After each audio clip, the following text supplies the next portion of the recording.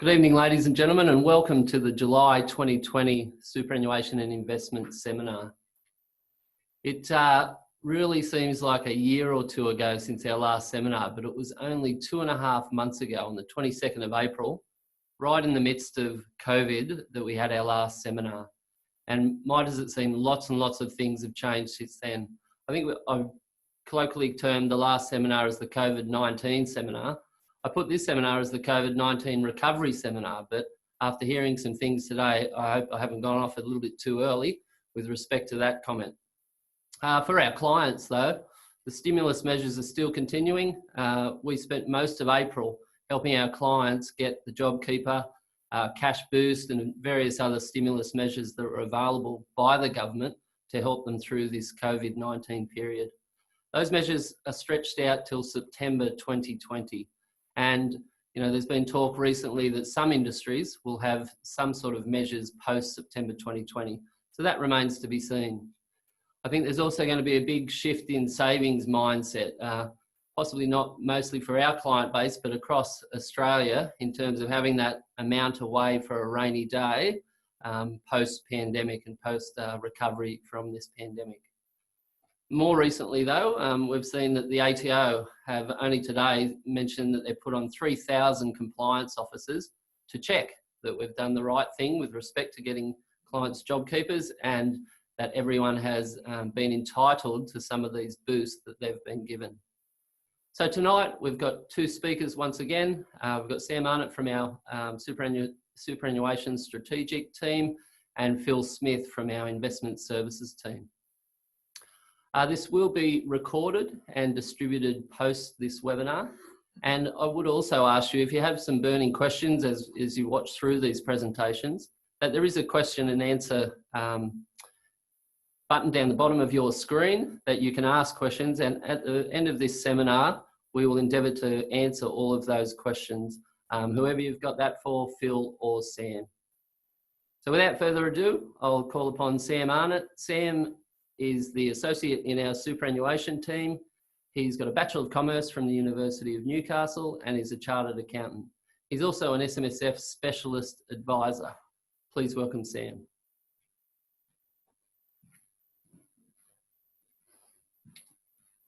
Thank you, Shane. One aspect Shane just touched upon was the ATO audit. What we're also seeing in the past 12 months is a lot more direct communication with our trustees from the ATO. We're seeing a couple of investment strategy letters go out directly to trustees. And also now when there's changes made with the ATO, they're sending text messages or even emails to the trustees notifying them of changes. Once again, just be cautious with them and contact us just to make sure they are legitimate. So I'll touch upon some of the COVID-19 measures that are still in play for the current financial year. And then I'll also talk about some new measures that came into play at 1 July 2020. So starting off, we have the 50% minimum reduction on the minimum pension for the current financial year. So this was in play for the 2020 financial year, but due to the announcement in May, it left a little bit too late for some individuals. If we use an example of someone that is 67 with $1 million, typically they have to draw out 5%, so 50 grand. For this financial year, it'll be down to 25,000. Now, what we want to have is for members and people that are in pension phase, just to consider how much they need to live off and what they want to withdraw from their super fund.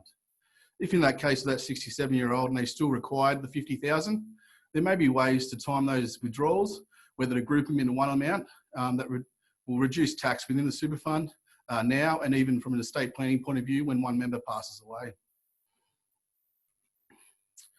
The other measure from the government was giving the ability for individuals to access their super. So typically you need to meet a condition of release, reaching age 65, permanent retirement, to get access to your super.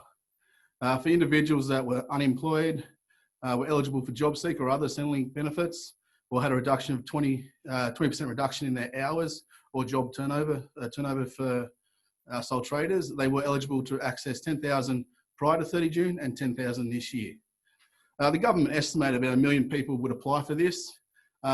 As of figures for the last financial year, 2.4 million people did, and 18 billion was paid out as super. Further, we saw on Monday, once the new financial year started, the ATO website actually crashed due to people trying to log on and get access to this money. The way it's done is it requires you to go through your MyGov account and fill in the details and provide information to the ATO. They'll then notify you that you've been approved to access your money, and that notice needs to be passed on to the super fund. Once again, it was 10,000 prior to 30 June, and it is another 10,000 for this financial year as well. It is a tax-free payment, so no tax personally. One thing to be mindful of is though the circumstances over the 3 months may have changed. And you need to make sure that the information provided to the ATO is still relevant. You may have been eligible before, but maybe this time around, no, it's not the case. The main concern with this was probably the younger generation pulling out money because they had access to it. With the scenario of a 25-year-old pulling out the 20,000, when they retired, when they're 65 or got access to the benefits, it meant that there was 190,000 less worth of benefits in superannuation. The other measure was the Commercial Code of Conduct for commercial tenancies. This provided a framework for the landlord and tenant to sit down and discuss what rent relief would be applied over the past 3 months. The key thing in here was every circumstance was different. You have to take into account the tenant's business, and it wasn't one fits all solution. Once again, the key here, a lot of those agreements were put in place for 3 months to be reassessed. Depending on how the business has gone for those for the tenants, it may need to be reassessed and a new agreement put in place. The difficulty with the self-managed super funds, and it's a common strategy for us to have our business owners or medical practitioners own their business premises, is that the individual will play the role as landlord and tenant. And what we need to ensure is that it is all on an arm's length basis. So by having those decisions documented and the rent relief applied on a third party arrangement, that was the key from an audit aspect. A couple of measures that were announced and that haven't come into play yet. We saw almost 2 years ago the government make a decision to increase the number of members for a self-managed super fund from 4 to 6. This was removed from a bill to get other things through a year ago. It is on their agenda to revisit and to get in place. The start date was meant to be 1 July 19, but now they're saying once the bill or the legislation receives royal assent, it will start from that date. From 1 July 17, we went through some of the biggest changes in 10 years. One of those changes was the way that exempt current pension income is calculated. The exempt current pension income is the portion of income that is tax-free as a result of members being in pension phase. With the changes from 1 July 17, it complicated a lot for people and required a lot more calculations and considerations. The government realised this and they've come and they're making the suggestion to revert back to the old system of the way it was calculated. We'll make it more simplified with the proposed start date of 1 July 2021. So one measure that's come in from 1 July 2020 is the increase in the work test age from 65 to 67. So previously, when an individual was 65 years or older, they had to meet the work test, being 40 hours and 30 days, in order to make a contribution into super. With this increase to 67, it puts it in line with the age pension and applies to both concessional and non-concessional contributions, and will provide a lot of opportunities for individuals in that age bracket. One thing it doesn't yet apply, but it's still on the government's agenda to address, is the bring forward provision for non-concessional contributions. That hasn't been extended past 65, but they are looking to put that in play to age 67 as well. So if we just take a simple example of one opportunity here is a recycling strategy. So we have Ben, who's age 65 and is retired. He has $1 million in self-managed super fund, and it's 100% of taxable component. Previously, Ben being retired wouldn't meet the work test and he wouldn't be able to implement any kind of strategies. What we can now do going forward is Ben can take a withdrawal of $100,000 from his taxable component. That can be recontributed as a non-concessional contribution, and that makes up the tax-free component of the super fund. Now, the benefit of this is that when taxable component is paid out to non-financial dependents, there is a tax of 17%. So by this simple withdrawal and recontribution, it's saved about $17,000 of tax to his beneficiaries. This being 65, we'll have a couple of years to do this, and depending on when the bring forward provision does come into play for people over age 65, it could be up to a $68,000 saving by implementing this strategy. The catch-up concessional contribution is another new measure from 1 July 2018. And what it does is it gives the ability that haven't fully utilised their cap in 1 year to carry them forward. So if we have an individual who made $15,000 in the 2019 financial year, the cap for everyone essentially is $25,000. $10,000 is carried forward to future years and can be made in the future year. The only restriction on this really is that their balance is less than $500,000. So we may have a situation where someone has reached 65, not working, and can no longer put in contributions in the past financial year. With this rule change, they now may be eligible to catch up on the $25,000 they missed out and $25,000 this year, meaning they can make a contribution of $50,000 and get a deduction for that, maybe personally in their return. So it does create a bit of an opportunity there for people that have missed out in the prior 2 years, that they can make a bigger contribution this year. Once again, need that total super balance to be under 500,000.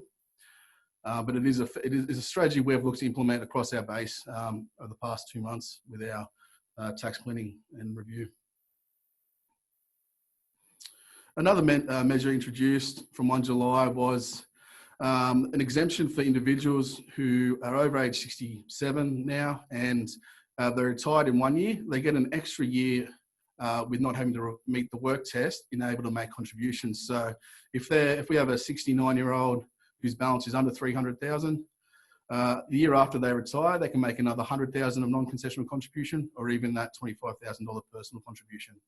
So it's just be mindful of the timing of your balance and when you do retire and what contribution limits you can make. The other change, which is another increase in the age, is the spouse contributions, which is the age has increased from 69 to 75. So this allows an individual to make a contribution for their spouse up to $3,000 and get a $540 tax offset in their personal return. The eligible requirement is the spouse must have adjusted assessable income under $40,000, and it does give this increased age restriction from 69 to 75, which is in line with other restrictions on contributions, such as your concessional and non-concessional contributions. So once again, previously you might not have been eligible, but now you're back into it and you can maybe make that $3,000 contribution. It is subject to the other work tests and caps that I have mentioned before, but it's something to consider going forward. A few other topical matters that are getting a bit of airplay, I suppose, in the media, and it's things we get questions we're getting from clients as well. We have our early stage innovation companies called ESIC. These companies, if a super fund invests in these companies, they're potentially entitled to a 20% tax offset of the amount they invest. This is non-refundable, but it can be carried forward to future years and offset any tax generated within their fund. The other benefit of this is if the shares are sold after 12 months, but before 10 years, there is no capital gains on that sale of the shares. However, the flip side is if there's a capital loss within that 10-year period, you also have to disregard that capital loss. So it's just one thing to consider when you are investing in unlisted companies. A lot of those companies will advertise this to investors as a benefit of getting investors on board. But if you are investing in those companies, it's a question to be asked because it can provide a significant benefit within the super fund. The downsides of contributions have been around for a number of years now. This provides opportunity for individuals aged over 65 who sell their home that they've owned for 10 years to make a contribution up to $300,000 each per spouse into super. The benefit of this is that it's not caught or restricted by any work tests that I've discussed or any caps from the contribution limits. We've seen a number of these occur in our client base, and it's something that we look to implement. Even if the sale proceeds are required for another purchase of the property, there may be some strategy involved, similar to the recycling strategy, where we can save from an estate planning point of view. Non-arm's length income, or NARLI, it's been on the agenda for the ATO, and it's an increasing focus from them. This is focused on related party dealings within a super fund and making sure that everything is on an arm's length basis. So investments in property, unit trust, any dealings with companies, it all has to be arm's length. Typically, it's always been focused on the investment and the income side of things. However, what the ATO are now focusing on is the expenses as well. So we just need to make sure that everything across the board is on an arm's length basis. The consequences is if income is received and is deemed to be null, it is taxed at the top marginal rate instead of the 15% or potentially 0%. The final thing is the director identification number, or DIN. It's just something that's going to come into play over the next 2 years. So this is a new thing where all directors, including corporate trustees of super funds, have to have a DIN, or an identification number. What they're trying to do here is just stop directors who will wind down a company, transfer the assets to a new company, and then leave behind all the liabilities. But from a super point of view, it will just mean that all our directors have to get this number. However, it doesn't come into play for 2 years' time, so we do have some time and need to wait and see a bit more information on how to apply for that and get that number. That wraps up my presentation tonight. Just a summary, the key things are those COVID-19 measures. They're still in play, but circumstances have changed, so we just need to be mindful of that. Those couple of work test exemptions are going to provide a lot of opportunities for people. And then probably watch the space on some of these topics here with the non-arm's length income and the director identification number. I'll pass you back to Shane, but as Shane mentioned, if you have any questions, just put them in the box down the bottom of your screen, and we'll come back on later to answer them. Thank you. Thanks, Sam. I think we've just gone through our May-June tax and strategic planning, and I think that catch-up concessional contributions was one that was used quite a bit. That rule that now allows you to look back, and if you didn't use your $25,000 and your super balance is under $500,000, then you can catch up your concessional contributions. I sometimes get questions from parents about how they can help their children out. That is one way, that topping up their $15,000 contribution by $10,000 to the $25,000 amount gets the child a $10,000 tax deduction in their tax return, which they get potentially an extra refund on, but also builds their superannuation balance for retirement. Well, it now gives me great pleasure to introduce Phil Smith from our Investment Services Division.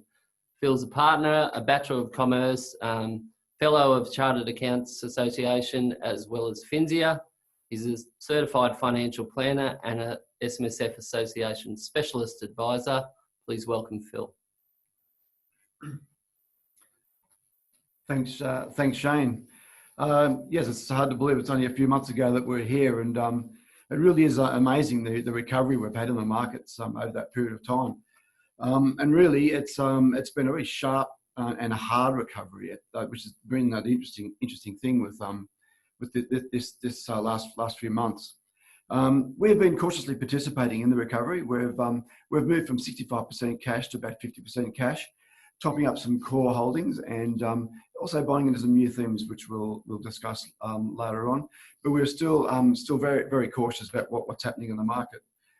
You can see the graph there, the 37% increase in the ASX 200 over that short period of time, and you can also look at the NTM, the next 12 months price to earnings ratio, which is something that we've looked at and focused on quite a bit. And you can see there that pre-COVID, the Australia's PE ratio for the next 12 months was about 19, and even at that level, we thought it was a little bit too high.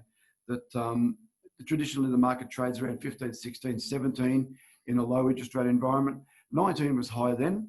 We've now had the COVID recovery, and the PE ratio is higher now than what it was back pre-COVID, when things were a little bit more optimistic than what they are now, which is really quite surprising and quite amazing to think the market could have run that hard that fast.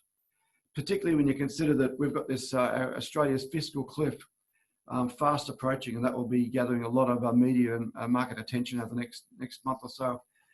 Particularly near the end of September, when the JobKeeper payments end, and the end of the 6 months mortgage holiday ends as well. So, yeah, I think it's optimistic to think that the worst is behind us. You think that there's more bad news ahead of us, and yet the earnings aren't suggesting, or the earnings forecasts aren't suggesting that's the case, which is a little bit concerning and what we consider a bit of a risk in the markets.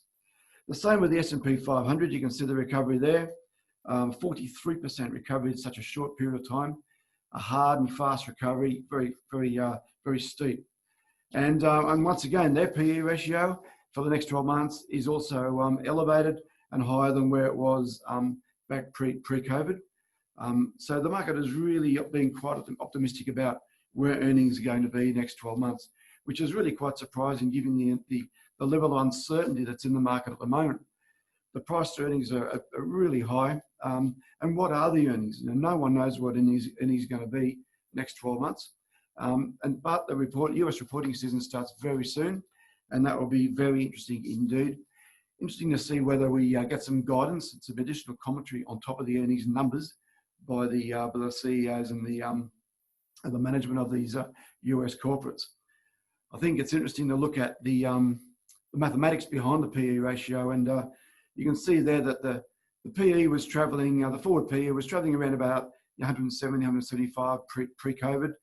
COVID hits, and the earnings forecasts are down, some 23%. The question is are those forecasts accurate enough? Are the analysts, are the estimates factoring in a big enough decline in earnings in the US for the next 12 months? The PE as I said, the PE now is higher now than it was pre-COVID. So the markets are actually saying, well, let's sort of ignore what happens next 12 months and look to the 12 months after that. And look over the valley, and you'd have to think that that's a little bit optimistic as well. And you'd think that to be erring on the side of caution would be the more realistic thing to do at the moment. The rest of the world is in this condition. It's not just the US. And I was just reading today about Germany's bailout packages, which are extraordinary in themselves, even larger than the US. But you can see the fall in the blue line, which is the index. It should really be falling down in line with lower earnings, particularly when you consider that cases are still rising in the US. 50,000 cases yesterday were announced. The economic fallout of this is it's going to last a lot longer than I think a lot of people think. And cases are spiking not just in the US but around the world. We'll talk about a little bit later on about the government bailouts in the US and government bailouts in general, and whether the governments and central banks can continue to do this or not. But we've got to remember that the US election is only 119 days away. 17 weeks from today, Trump and Biden will go toe to toe. And I think we mentioned in April that was a risk, that Trump was going to come out of lockdown too early to get the economy pumping, because the economy's been his saving grace for so long. But and that's maybe coming out, may well backfire between now and the next 119 days. And the vaccine is still a long way away, and as I said, cases are still spiking. And look at the unemployment in the US. That is just phenomenal jump in unemployment once again in such a short period of time. Unemployment benefits have skyrocketed, and it's been such a massive jump in unemployment. Post GFC, it took 10 years for unemployment rate to fall from 10% to below 5%. This unemployment rate now is higher than GFC, and it could take a lot longer than 10 years, particularly when you consider that some of these jobs that are subject to lockdown may never return. Jobs could be permanently lost. I think it's interesting actually to look at the connection between consumer confidence and the market performance. And you can see here that in normal times, when the markets are at normal and traveling along quite nicely, that consumer confidence mirrors and tracks and goes lockstep with the market. Going back to the GFC, the markets collapsed quite suddenly, and you can see there that consumer confidence fell after that to catch up with the market. The excesses of the 80s saw confidence high, but confidence fell to catch up with the market after the GFC collapsed. Here we've had the lockstep all the way through to just recently to COVID, and you can see here on this occasion the consumer confidence has fallen before the market. The market is actually higher than where consumer confidence is, and I suppose it really begs the question is, how will they realign? How will they get back in the lockstep? Will consumer confidence rise to catch up with the market. Given the level of unemployment and the level of uncertainty in the market, I find that a bit difficult to comprehend. For mine, I think maybe it's maybe a combination of both, but more than likely, I think the market will fall to realign with consumer confidence. The macro is important. The macroeconomics are important. We're looking at that all the time. We're also drilling down into our stock selections, and it's interesting to note that Amazon, Apple, Facebook, Google, and Microsoft, those 5 stocks, in the last 10 years have grown to about 22% of the S&P 500 index. So they are massive players in the index, massive drivers of the index, and I'm proud to say that they form an integral part of our portfolios, and they are so big that their combined weight is greater than the 24 largest companies next in line. So tech and healthcare have been standouts, and we've had our fair share of exposures to those sectors. Conversely, there's some places you don't want to be, and the bankruptcies in the US have been quite pronounced over the last few months. A phenomenal level of filings for bankruptcy in the US. We've had no exposure to airlines, to cruise lines, and energy and hospitality. We actually had introduced energy a few months back when the oil price tanked and we got into Woodside about $18 or whatever. But we haven't had exposure to these quite vulnerable sectors, and you can see that the level of bankruptcies is enormous, and that level of uncertainty flows through to unemployment and to the markets. To me, it reminds me of the dot-com era of 99-2000, when earnings were uncertain as they are now, yet prices continue to fly. Between 1995 and 2000, the Nasdaq jumped from 1,000 points to 5,000 points. The PE was 40 as opposed to 25 now. But the similarity is that earnings were unknown back then, and they're still very unknown now. And the dot-com era was a speculator's playground. And what we're seeing now is this growth in the retail investor in the US. Massive growth in speculators. And back at the dot-com, it was that the analogy was that the taxi driver would give you your dot-com tips. And what seems to be happening now is it's the 31-year-old bored student in lockdown, playing on his online broking account where there's no brokerage being charged, and driving the markets significantly. Massive number of new customers into online broking.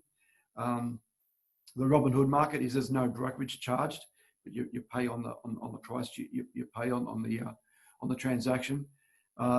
Phenomenal growth in new accounts coming on board there.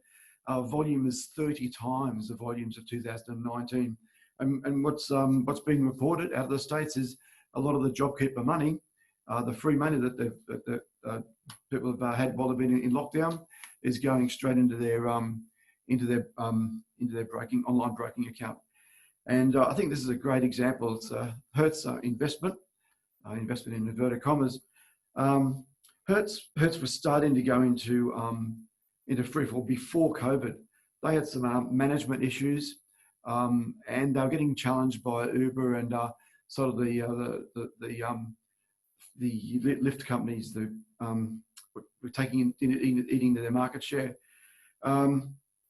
When COVID hit and travel restrictions were placed on airlines and travel restrictions were placed in general, demand for Hertz fell through the floor. They filed for bankruptcy a few weeks back, but you can see the green line is the number of accounts that own Hertz in the Robinhood and the cheap online broking. Gone from 40,000 accounts to 160,000 accounts in 2 weeks, and that just goes to show that it's a punter's paradise out there, and they really are driving a lot of the growth that's going on in the market. And you can see there that Hertz jumped from 70 cents a share to $5, and that sort of market movement attracted a lot of the punters, and seen a lot of activity into the market. So really, I focused so far on the fundamentals of what we think are the negatives to the market. I think obviously there's some positives because the market's going up, and the positives are, I think, the speculators. And I also think that the liquidity that the central banks, and particularly the US Federal Reserve, is throwing into the market is phenomenal, and it is countering the fundamentals. How long that could continue, who knows? But the positives and the speculators are driving the market, but we think that caution is still needed. The market, we will come out of this, and household savings are rising now, and we'll see domestic spending rise because there's nothing else to spend your money on. There's no overseas trips. There's not a lot of overseas travel or even domestic travel in a lot of instances. So we think that domestic spending will rise, and probably ongoing policy support will continue from the central banks. Who knows? Consumer confidence might bounce, but we still think that the risks are on the downside at the moment. One thing we've been looking at is we think that some of the themes that have, or some of the changes to our lifestyle that have occurred over the last few months, we think that these changes in lifestyle will become sticky, and that some of these new companies that have been newly invented will hang around for a while and be quite successful. Like home delivery, HelloFresh is stock we entered mid-COVID, and you can see that it's had a tremendous run of food home delivery. Online entertainment, Netflix is gaining traction. Online gaming and gambling. Cybersecurity, there's a lot more teleconferencing going on, a lot more internet transactions, so cybersecurity is a massive factor. Teleconferencing, and the home is your castle. We think there's going to be a lot more home improvements, and whether that be paint from Bunnings or getting your carpets cleaned or whatever it is, we think that some of these things will be with us a bit longer. And the safe haven gold will be another sector we've brought into our portfolios as a defensive measure rather than anything else. But we think some of these themes might be with us for a bit longer. But all in all, we think there's more reason to be cautious at the moment than to be too optimistic. We think the market has been way too optimistic, and who knows? Maybe the governments, the central banks, can keep bailing out poor business models, keep propping up triple B and double B and B-rated loans that are about to collapse. But as we saw in the .com, fundamentals do generally play a serious and a significant long-term impact on markets. That's all I had to talk about today. Did you have any questions? I think. Let's go to the questions. Again, down at the bottom of your screen, if you've got any questions for Phil or Sam. First one there. This is for you, Samuel. With TSB over 1.6, so total super balance, the assets cannot be segregated for tax purposes. Are you then able to nominate assets in TBA? One would want to nominate assets with high CGT in TBA. That's a good question. As soon as you are over that 1.6 million, you are unable to segregate from a tax point of view. There is a concept of segregating from an investment point of view and having earnings contributed to those accounts. However, it does become quite complex when you're looking at the tax and the earnings side of things. Typically, and it's probably at risk of being reviewed at by the ATO, that as soon as you're over that 1.6, you're not going to look to segregate anything. Another good question here. Should registrars now only make the minimum super contributions and aim to catch up once they're in the top tax bracket? That's a good question, and something that we do consider. As long as your balance is under that 500,000, it's not a bad idea to get it in just to catch up later on when the income is high. It'll be a cash flow option for you down the track, whether you can have the ability to make that catch up amount. But if you think about the idea of only making the minimal amount, or if nothing, you could be making $125,000, $150,000 contribution in one year. So it is an option if you're expecting your income to grow. Usually we look at it from the opposite side, that your income's higher now and expected to be lower, but it's definitely an option to catch up later down the track. And I guess if you're putting it in now, it's working for you in super at the same time. I agree. That's a good question. Why has there been a 50% reduction to super access in 2020? Yeah, the main reason for this, and we saw it back with the GFC, the government doesn't want retirees essentially selling assets or shares when the market is lower. So it's giving them the opportunity to kind of get back some of their losses that have happened over the past 3 to 6 months, essentially, by taking the minimum amount and keeping their capital within super. Thanks, Sam. A couple for you, Phil. What are the implications to corporate America if Joe Biden gets in? That's a good question. Traditionally, Democrats aren't as pro-business as the Republicans have been, and certainly aren't as pro-business. Biden's not as pro-business as Trump. Trump came to power and he made some significant corporate tax and personal tax cuts, which Biden has suggested he'll reverse. But I think that really it's hard to see the US economy being strong enough to take too much political change or economic change in policy that Biden may want to introduce too soon. So he may get there eventually, but I think it could be quite fragile. It's only 119 days away, so I can't see the US economy being too strong for there to be too many dramatic changes like that. All right, thanks, Phil. What about your view on the Australian dollar and its strength over recent times? Yeah, the dollar's been remarkably strong over the last little while. Two things have driven that, I think. One is the price of iron ore, where we've gone back to being a commodity currency, and iron ore has been quite strong of late. The other thing is that the amount of debt and the amount of money that's been printed by the US government has actually weakened the US dollar a bit. So we're seeing two things play out there.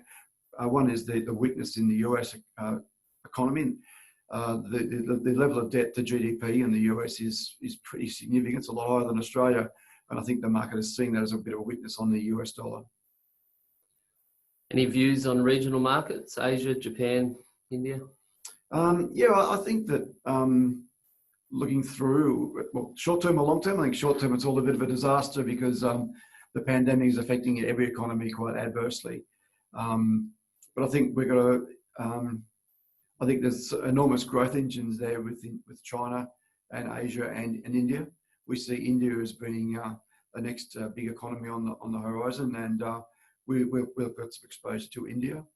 But I think short term, it's going to be a lot of uncertainty still for all economies. I think in Japan, we'll probably leave Japan alone, continue to live alone. Structurally, economically, and socially, they've got some long-term issues where the aging population is not going to be able to afford the tax revenues ungenerated significantly enough. Mm-hmm. There have been some industry trends mentioned in company values. Has the socially, morally friendly investment trend been impacted? That portfolio is going quite well. I can't remember all the stocks off the top of my head, but no, I think it's going quite well. HelloFresh is, I think, one of the stocks in that portfolio actually. So I think it's holding up reasonably well. What did ETR HFG on the HelloFresh graph mean? HFG is a HelloFresh code, and ETR is the exchange it's traded on. So it's on the ETR exchange, and HFG is the code. Very good. And what's your thoughts on the real estate market in COVID times or post-COVID? Well, I think that's going to be very interesting to see what happens, and when Australia comes off this fiscal cliff in September, when the mortgage market gets off the holiday. There's some of the reports out today suggesting it's going to be a bit of carnage in the residential market. If you've lost your job and you haven't got the ability to make your mortgage repayments, it's going to be could be messy. So yeah, time will tell, but it certainly doesn't look like it's going to be a good time. Certainly there'll be bands of the market that are strong. You know, the upper band where the higher income earners are maybe quarantined from a lot of the COVID downturn will be okay, but you'd suggest that the first home buyer market where husband and wife are younger and they've both got jobs and they've got their mortgage on the proviso they've both got jobs and a job's gone, it may suggest that it's going to be a bit difficult, I'd say. Mm-hmm. Thanks, Phil. What about your current comments regarding tax reform in relation to increasing GST and the probable opt-in, opt-out of stamp duty? Yeah, it's GST. It's interesting. I was reading on the weekend that mathematically and economically, GST is an easy outcome, but politically, it's a bit of a hot potato. So I think that they're saying that Morrison, no one will want to go there. So maybe that won't happen. I thought previously, from an economic point of view, it was not as an easy answer. But politically, I think it might be difficult to get that across the line. The opt-in, opt-out on stamp duty, well, that'd be lovely if that comes in. Yeah. How sustainable is it for the Federal Reserve to keep injecting liquidity into that market? That's the question. That's the $64 million question. It's probably the $64 billion question, not $64 trillion question. I think it's they're going to keep printing money as long as they have to. But I think when you look at the .com, when the .com fell over, it was because something gave, and that was higher interest rates, and that saw the .com bubble burst. And I just wonder whether now that it becomes too politically or too financially sensitive for the Reserve Bank, the Federal Reserve, to continue to print money and bail it out, because it's a free for all at the moment. All right, thanks, Phil. There was another question here about that total balance account and segregating assets between pension if you're over 1.6. Essentially, you can't segregate for tax purposes anymore, and that's why the government allowed you to uplift your cost bases at 30 June 2017 when the rules came in, and it's only capital gains from that date that you get taxed on in super. So I think that's about it in terms of the questions at the moment. Please, if you've got any other questions for either of the speakers, or myself for that matter, please email them through. Thank you for joining us tonight, and I hope you learnt something both from Phil and Sam. Thank you and good night. Thank you.